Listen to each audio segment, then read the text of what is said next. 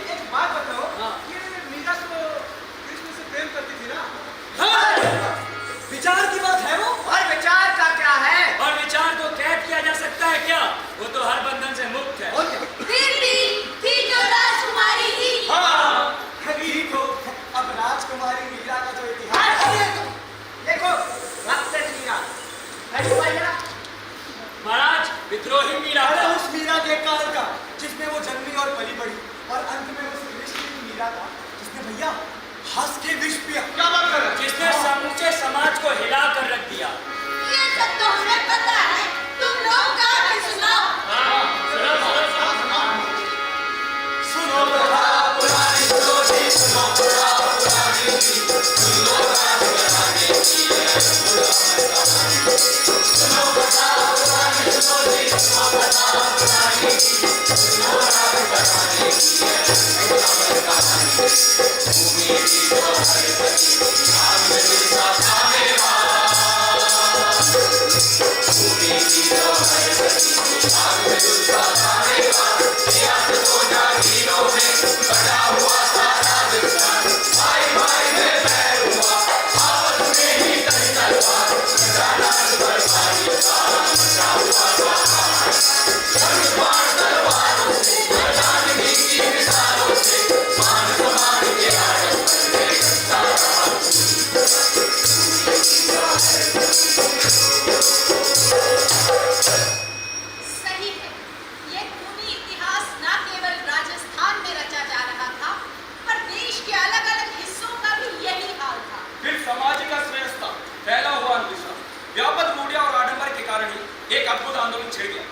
इतिहास भी कहता है भाई, जिस चांदी की चमक ने तलवारों को खून की कूची बनाई, उसी कूची ने इतिहास के रंगीन पन्ने भरे।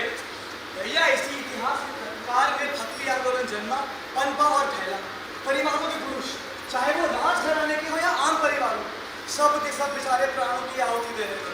भैया सब ना बलिवेदी में चढ़ रहे थे। और नारी दासी माती, स्वप्नहीन, मनोरंजन का माध्यम थी। राजनीतिक समीकरणों को हल करने के लिए बेटियों के विवाद तय कर दिए जाते। पतिव्रता से सती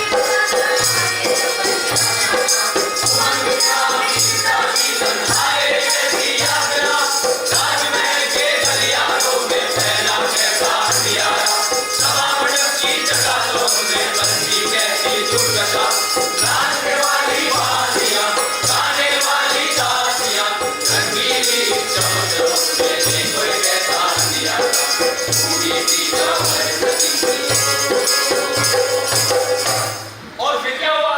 फिर रोशनी की एक किरण से इस अंधियारे को चीरा। और रोशनी की वो किरण बहुत ही और प्रेम का प्रतीक थी।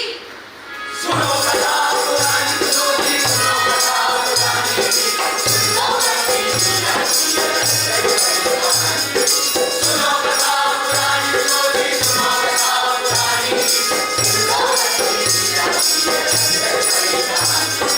भाई राजा मेड़ता का नाम होना था ठिकाना, रतन सिंह था पुत्र उनका नाम शहर में फैला। रतन सिंह का ब्याह हुआ जी वीर कुमारी से, ओ जी वीर कुमारी से। और 1498 में रंगीला गुंजिया, 1498 में रंगीला गुंजिया।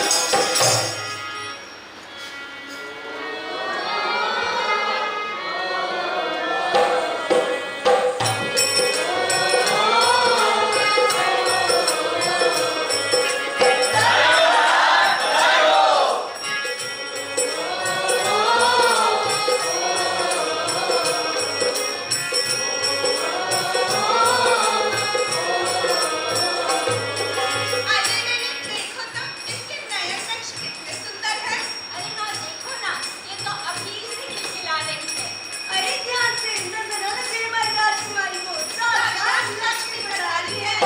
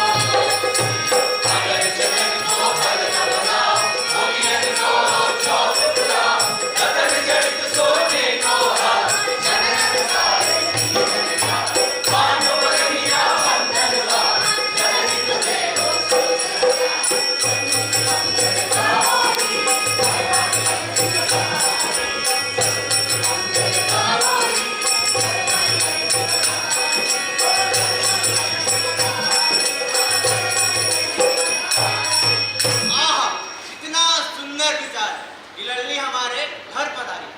जरा सोचो, जहाँ एक और मीरा के जन्म पर इतनी खुशियां मनाई जा रही थी, वहीं दूसरी ओर यह कैसे भूला जा सकता है कि उस काल के समाज में भी स्त्रियों का सम्मान कम ही होता था। और इसीलिए मन में एक सवाल उठता है कि समाज कब बदला? रामायण में सीता, महाभारत में द्रौपदी। बिल्कुल ठीक। भक्ति काल में बहुत ही साधारण लोगों ने सामाजिक कुरीतियों का विरोध किया और एक नया रास्ता तराशा।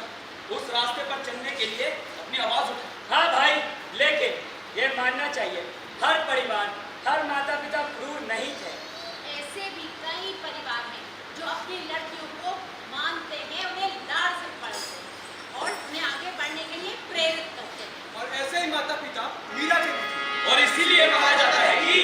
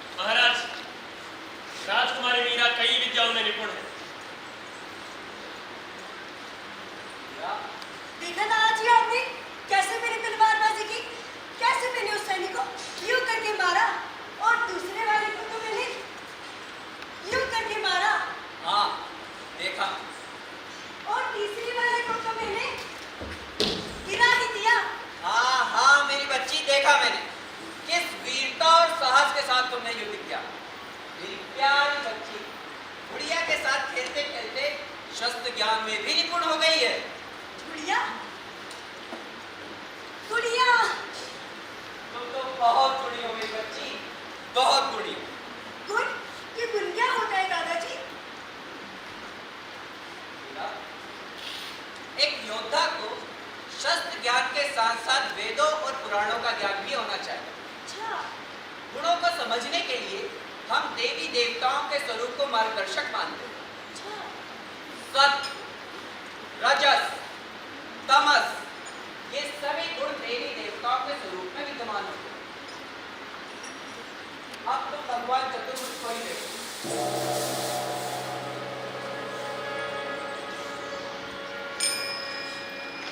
शांति, ज्ञान और सद्भावना के प्रतीक ये सत्व गुण को दर्शाते हैं। इसीलिए हम इनकी आराधना करते हैं।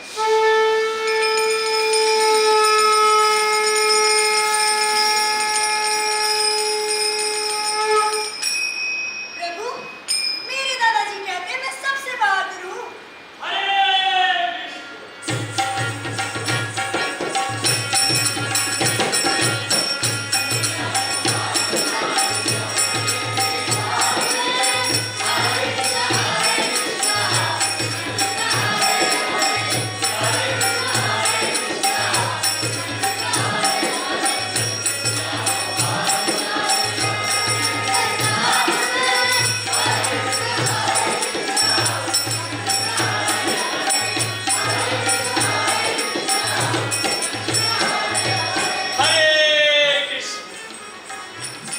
प्रणाम बाबा।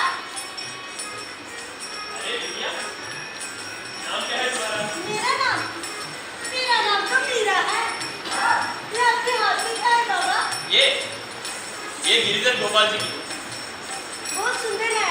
हाँ, सुंदर तो है ही। गिरधर गोपाल की मूर्त है ही ऐसी, जो भी देखे मोहित हो जाता है। ये दे दो ना बाबा।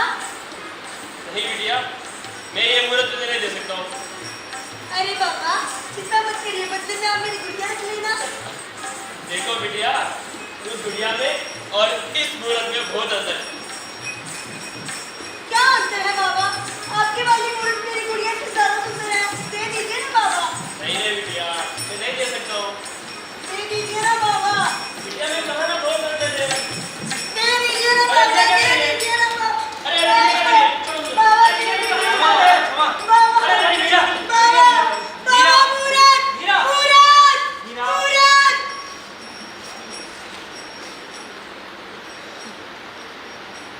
क्या बात है तुझे? चलना नहीं? अरे उस बच्ची ने तो नाच नहीं दम कर दिया था। देखा, आपके सामने हट कर रही थी। मुझे तो गुस्सा ही आ गया था।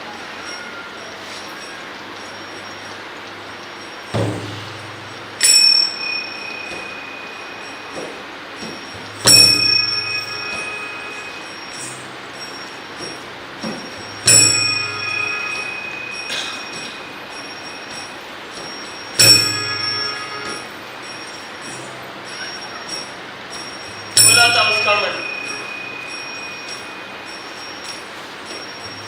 राग द्वेष से परे, बिल्कुल गिरधर गोपाल जैसा।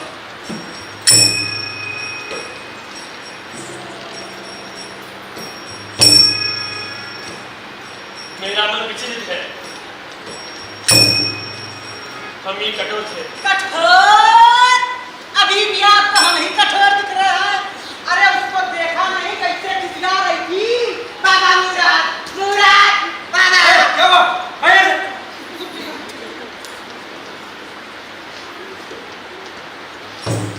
उसका हाथ नीचा था।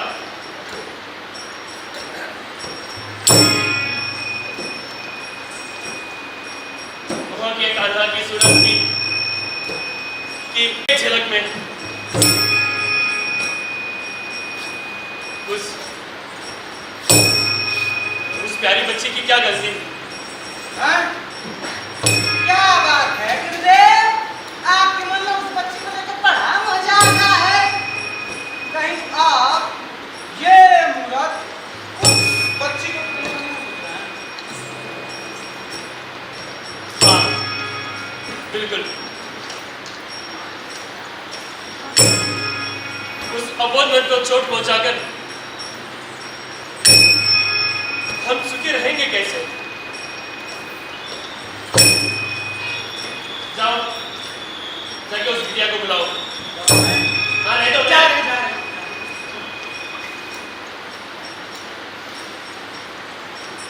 क्या बिटिया, अयो बिटिया।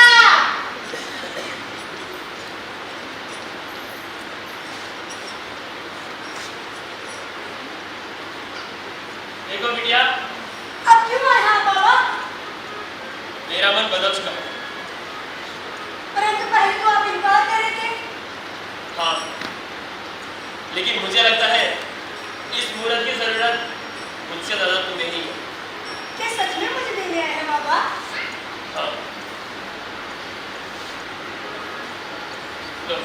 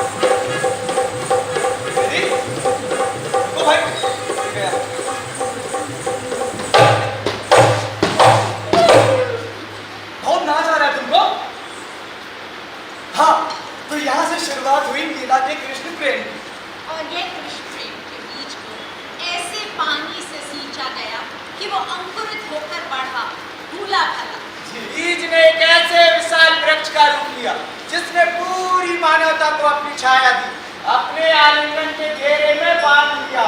लेकिन बात यहीं तक सीमित नहीं रही। बच्ची मीरा ने कृष्ण को ही अपना पति मान लिया।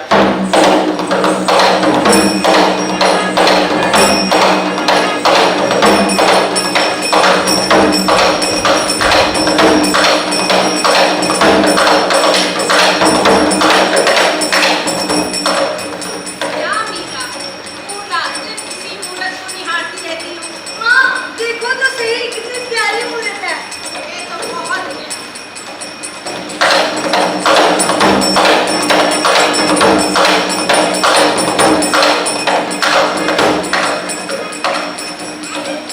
माँ माँ माँ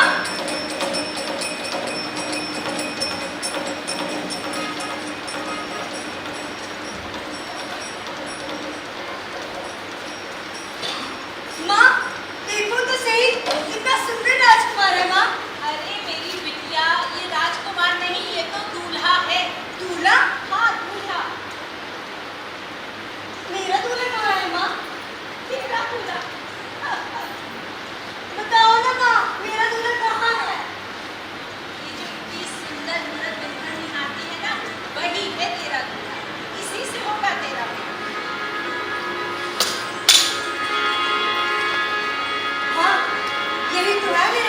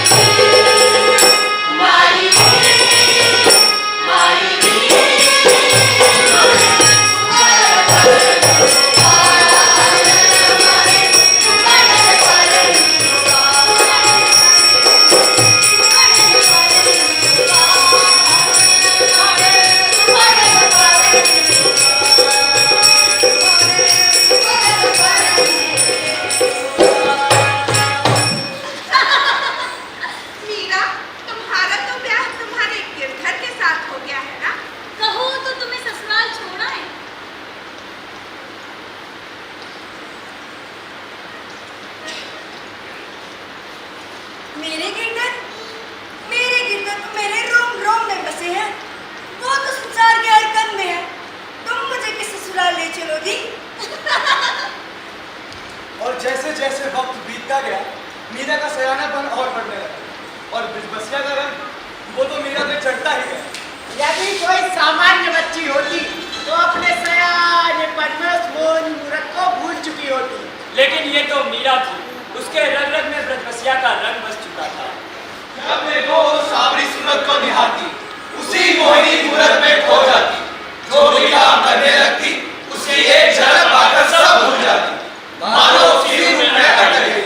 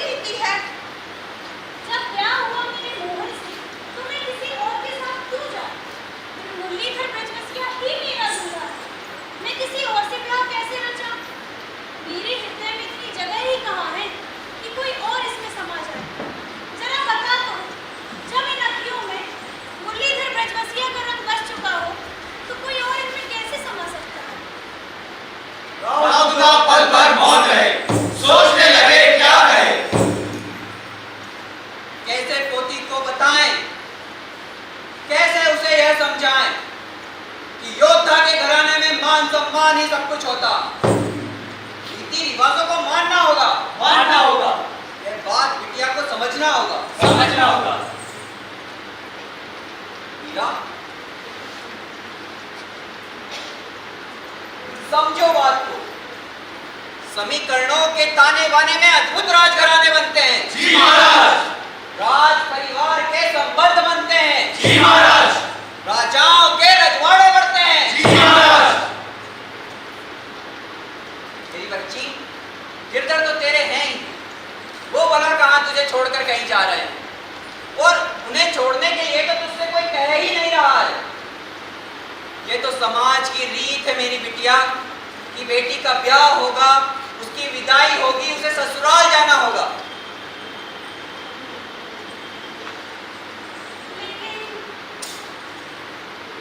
मेरी भी एक शर्त है शर्त? कैसी शर्त? कि ले जाऊंगी अपने मोहन की मूरत को अपने साथ। नहीं नहीं नहीं।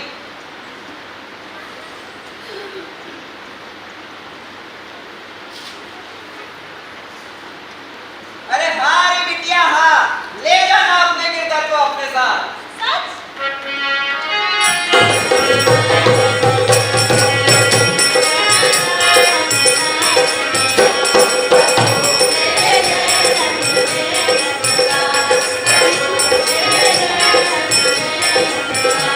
भगवान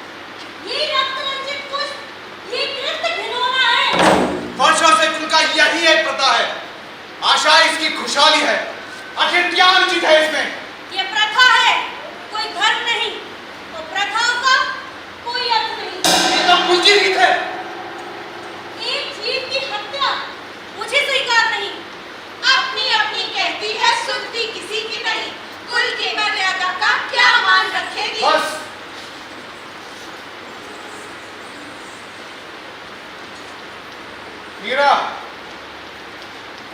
राजघराने की मर्यादा, लोक लाज, मान सम्मान रखना होगा। धर्म नीति को मानूंगी मैं, आडंबर से परहेज होगी। गिरधर प्रेम ही सच मेरा, गिरधर में ही रम जाऊंगा। आपत्ति नहीं है मुझको इसमें। आप गिरधर से चाहे जितना भी प्रेम कीजिए, लेकिन एक बात याद रखना, आप इस भोजराज की रानी हो। अपनी ये कुल मर्यादा का ध्यान रखना।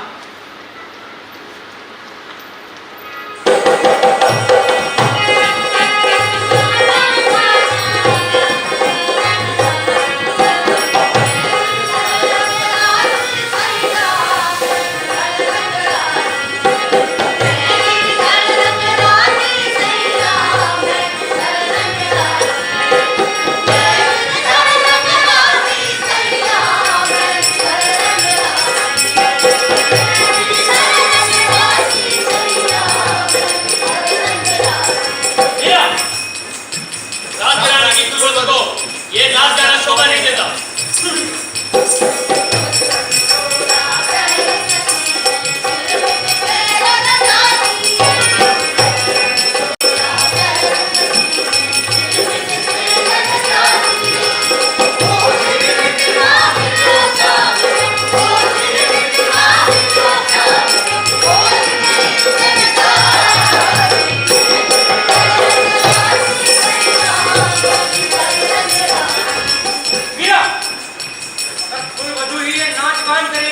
तो हमारे घर की बेटियों पर क्या असर पड़ेगा? हाँ, क्या असर पड़ेगा?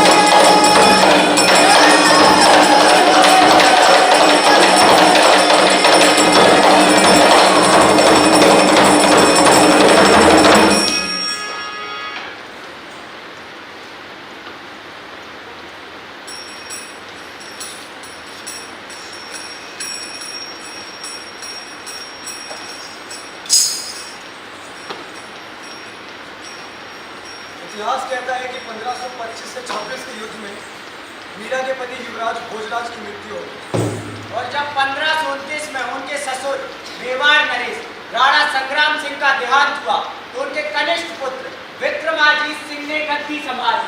फिर तो मानो मीरा पर यातनाओं का, प्रताड़नाओं का पहाड़ टूट पड़ा था। लेकिन भाई, इतना दुख सहकर भी मीरा का मन अपने नटनागर में ही रमा रहा। एक और सामाजिक रूढ़ियों में बंधा था जिससे मीरा मुंह मोड़ती, दूसरी ओर वे ऋतुओं को युगों में बदलते देखते। Hey!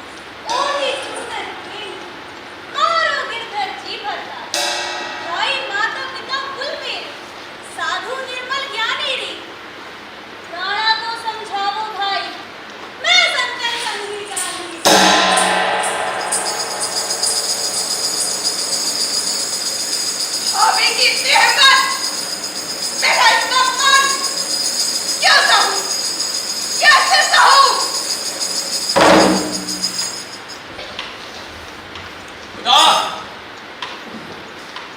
अरे क्या हुआ हमारी लाडो?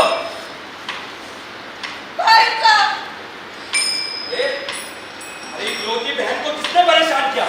बताओ ना।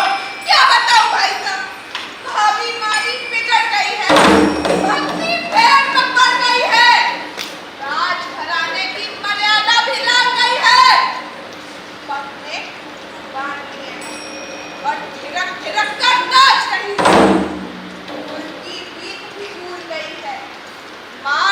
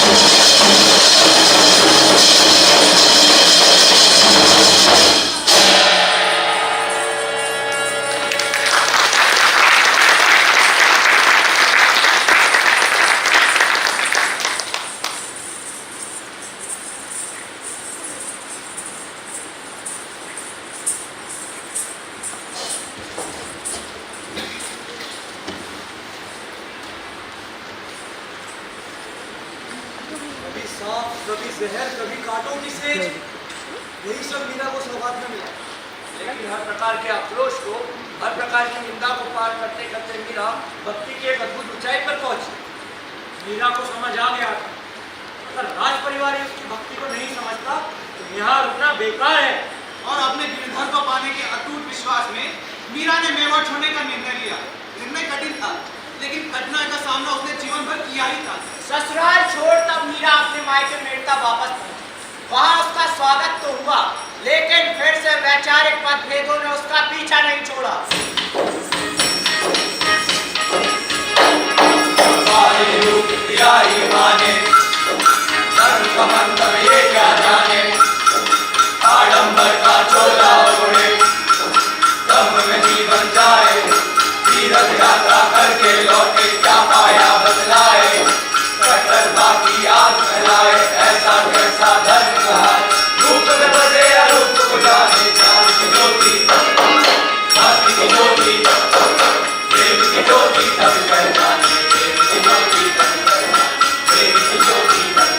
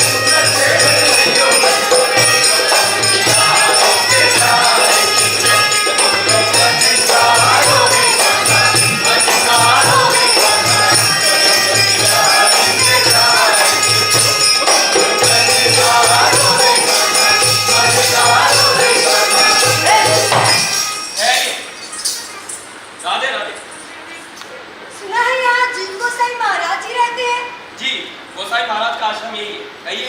हम अपने दर्शन के लिए आए हैं। नहीं नहीं, ये संभव नहीं। परंतु हम तो बहुत दूर से आए हैं। सो तो है, लेकिन आप लोग जानते हैं कि गोसाई महाराज स्त्रियों को दर्शन नहीं देते। क्यों? हमसे कोई अपराध हुआ है? మహిళలకి ఆశ్రమంలో చోటు లేదు. ఇక్కడ ఉన్న వాళ్ళందరూ బ్రహ్మచారులే. ఇక మీరు బయలుదేరండి. हरे कृष्ण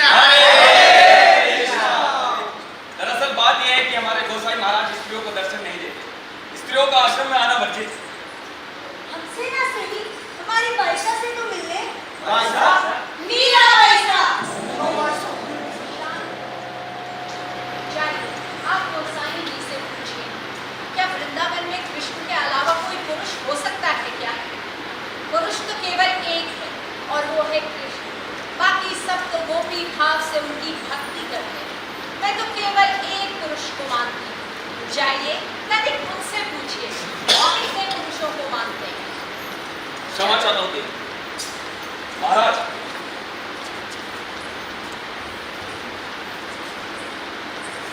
మా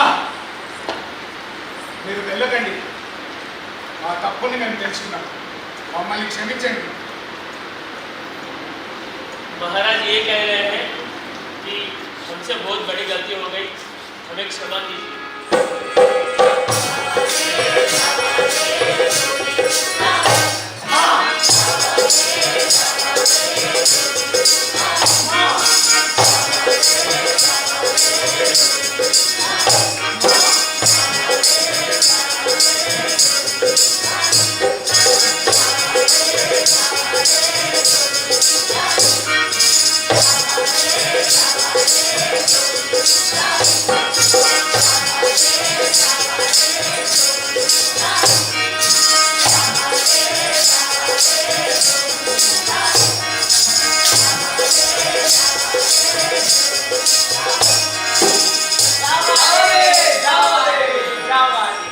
भैया हास्यास्पद है जी गोसाई महाराज की सोच। मीरा तो अपने गिरधार में ही लीन है। उसका है बस एक सवरिया, कान्हा जिसका नाम, और पाखंड बसे जब वृंदावन में, तो मीरा का ससुराल माई का त्याग, निकले थे वृंदावन को इसी लालसा में कि सवरिया का है गांव, वहीं सुख और चैन मिलेगा। पर वृंदावन जैसे पवित्र स्थान में भी रूढ़ियों का ही बोलबाला था। मेरा जीवन एक यात्रा, कृष्ण पद में डूबी ऐसी, लोकराज सब भूली जी, ना गोकुल ना वृंदावन, अब द्वारिका की ओर बढ़ेगी, द्वारिका की ओर बढ़ेगी, द्वारिका।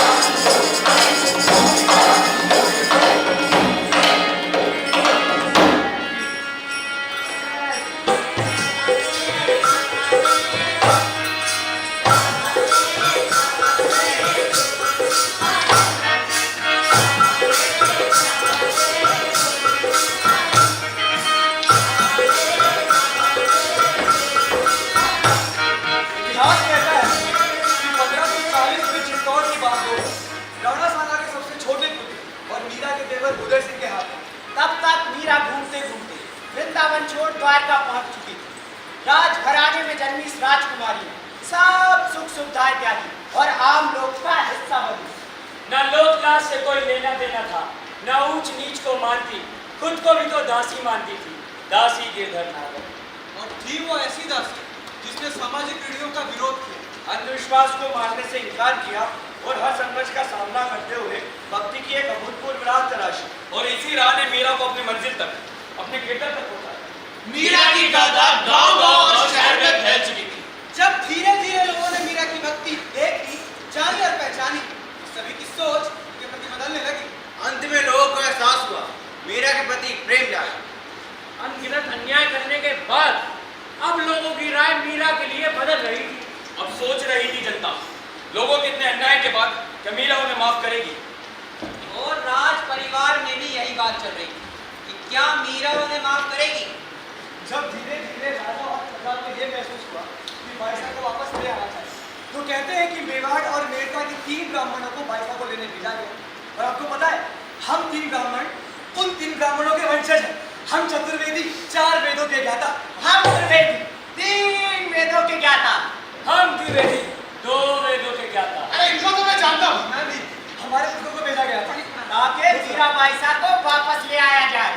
माना यह जाता है कि उन तीनों ब्राह्मणों की टोली, यानी हमारे पूर्वजों की टोली द्वारका पहुंची तो देखा मीरा रणछोड़ जी के मंदिर में गिरधर की भक्ति में मगन थी।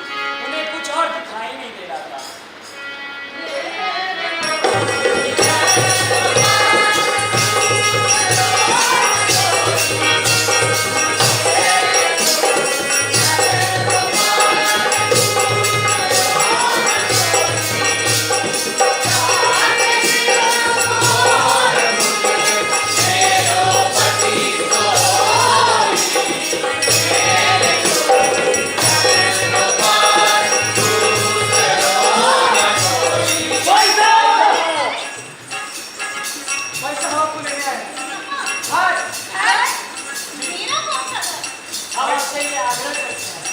वापस निकल रहे थे भाई साहब।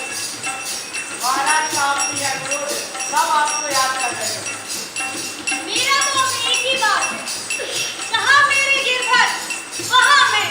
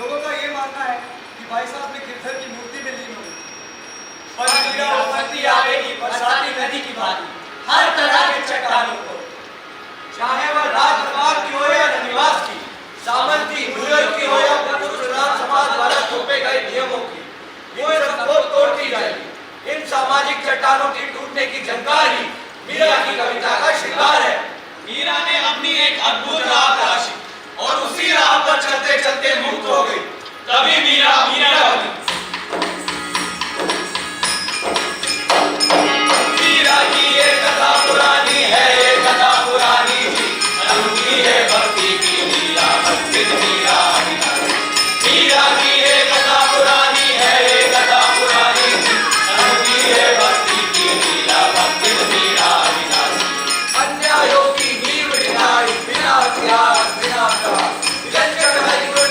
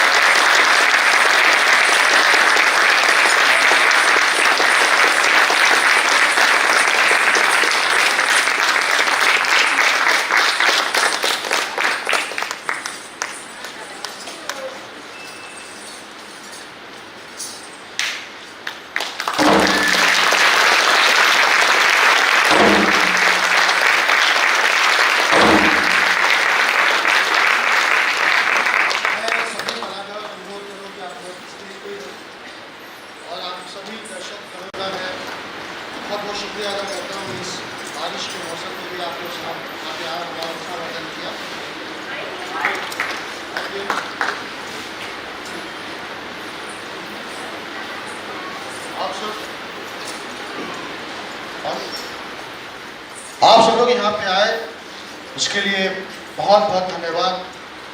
वर्षा हो रही थी फिर भी आप लोग यहाँ पे हैं। हमारे जो साथी कलाकार हैं वो सब अलग अलग जगह से आए हैं देश की। वो इस कार्यशाला का हिस्सा रहे। 25 दिन इन्होंने हमारे साथ में काम किया, सीखा और ये प्रस्तुति तैयार की। तो मैं इससे पहले सभी मंच पर के साथियों को बुला लेता हूँ। नितिन, संकित, पार्वती, राजा,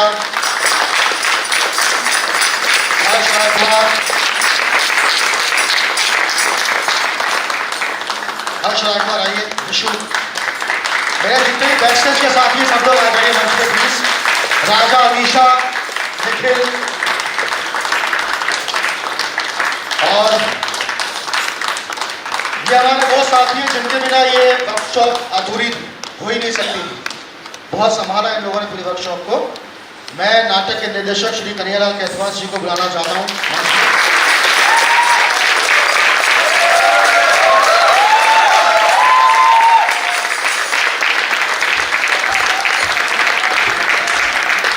और प्रकाश व्यवस्था की जो संचालन किया है प्रकाश व्यवस्था में दीपू जी, प्लीज आप लोग स्टेज पर आइए।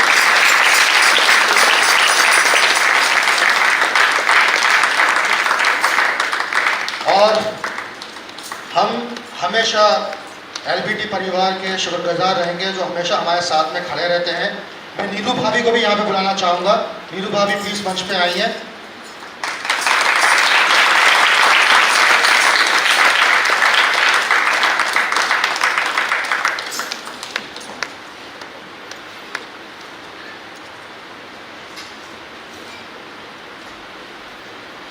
और हमारे रंगदूषक के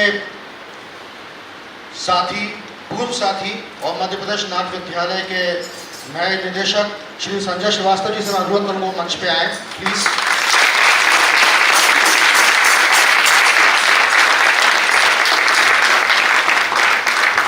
मैं नीति दीदी और संजय श्रीवास्तव भैया से भी अनुरोध करूँगा कि मंच पे आए प्लीज।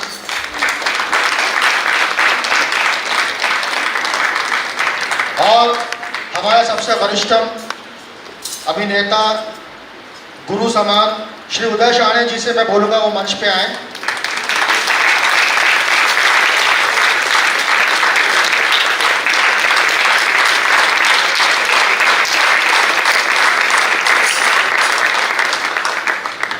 एक बात ताली हो बजानी पड़ेगी क्योंकि प्रत्यक्ष अप्रत्यक्ष रूप से जो हमारे पीछे हमारी ताकत बन के रहते हैं। Rajesh Joshi sir ji please.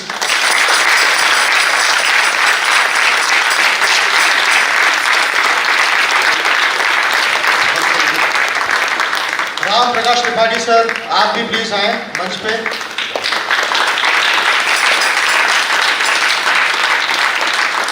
मैं आप सबका थोड़ा सा समय लेना चाहूँगा क्योंकि ये कलाकारों ने बहुत मेहनत की है और इनके प्रयास की वजह से हम लोग यहाँ तक पहुँच पाए हैं। तो मैं चाहूँगा कि एक बार कलाकार अपना अपना परिचय दें आके। मेरा नाम अहमद है और मैं यूपी से हूँ। मेरा नाम राहुल है, मैं हैदराबाद से हूँ। मेरा नाम कवितुल है और मैं भी उत्तर प्रदेश से हूँ। मेरा नाम तनिष्क है और मैं भोपाल से हूँ। मेरा नाम विकास है और मैं उड़ीसा से हूँ। मेरा नाम Mahesh, I am from Hyderabad. मेरा नाम पूनम जोशी है और मैं भोपाल से। मेरा नाम मुस्कान शर्मा और मैं जम्मू से हूँ।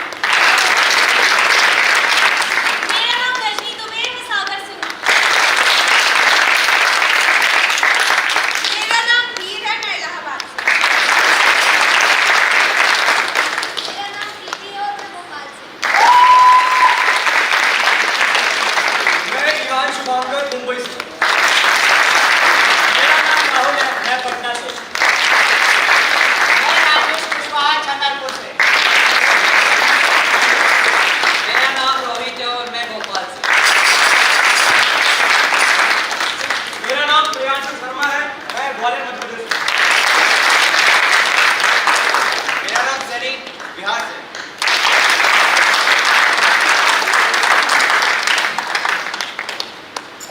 इसमें जो सबसे महत्वपूर्ण भूमिका निभाई थी संगीत, नितिन, पूरी बैक स्टेज टीम सामने आ जाइएगा प्लीज।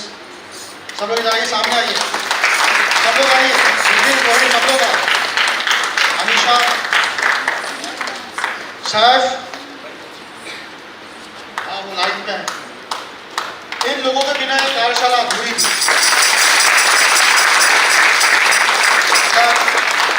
इन लोगों का सहयोग नहीं होता तो अब इतना लंबा नहीं आ पाते।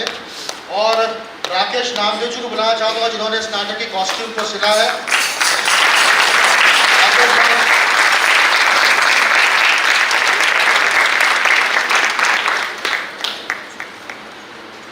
और मेरे म्यूजिक के साथी वीरेंद्र जानी, राजेश नारे, संगीत निर्देशिका अंजना दीदी,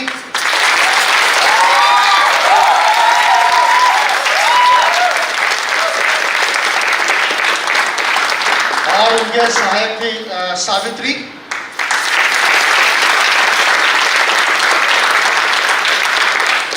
नाटक के सह निदेशक श्री राम सिंह पटेल जी,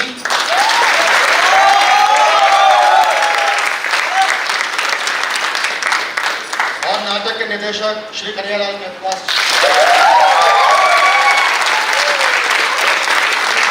दीपू हैदराबाद से स्पेशली लाइट करने आए थे इसके लिए।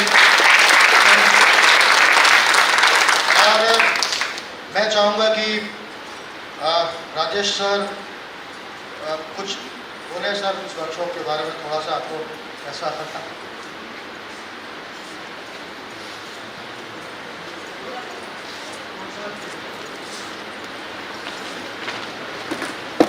तो बहुत ही अच्छा नाटक हम सब लोगों ने देखा और कहा जा सकता है कि बेले कम नाटक देखा क्योंकि बेले ग्रुप और रणविदूषण और बहुत सारी जगह सबसे ज़्यादा जो इस नाटक को देखते हुए बंसी को उनकी बार बार याद आती रही। बहुत सारे मोमेंट्स ऐसे थे जिनको देख के बंसी को याद किया जा सकता था। ये उस परंपरा का एक नाटक है जो बंसी ने एक तरह की कहना चाहिए कि मेथोडोलॉजी को जिसको डेवलप किया उसने कलाकारों के लिए, और सबको बधाई देता हूँ बहुत बहुत। और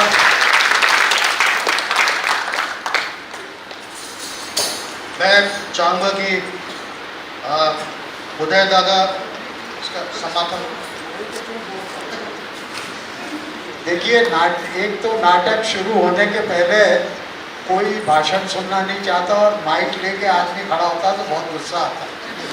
मुझे भी आता है कि नाटक के बीच में ये आदमी क्यों खड़ा है माइक लेके। और नाटक खत्म होने के बाद भी वैसे देखा जाए तो बोलने का कोई महत्व नहीं रहता।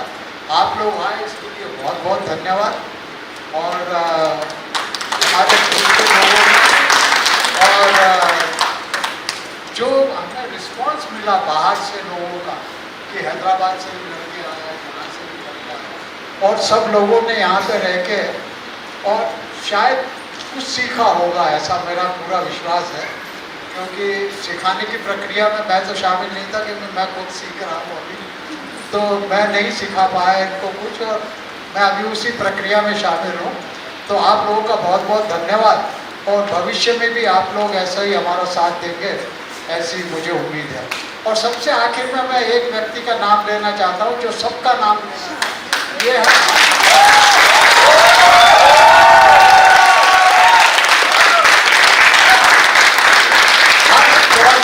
लड़कों को, और राजा जो एनबीटी के हैं उपेंद्र, इन दोनों ने खूब फिजिकली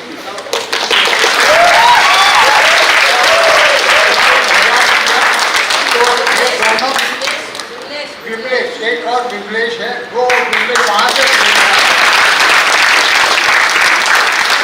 लोगों ने पहले 8-15 दिन में फिजिकली सबको तैयार किया। सुबह 9 बजे से लड़के जो शुरू करते थे वर्कशॉप का काम, वो शाम को 7 बजे जाके ख़त्म होता था, बीच में 2 घंटे का ब्रेक रखता था।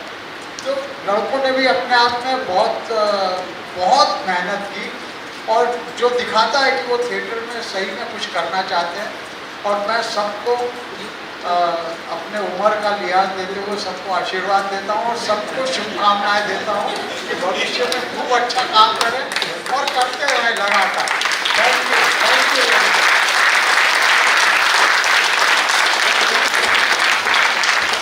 आप सभी लोग आए उसके लिए फिर से मैं आपको धन्यवाद करता हूँ और आपका प्यार और साथ ऐसे ही बना रहे हमेशा हमारे साथ, हम आपको सूचित कराएंगे। Thank you.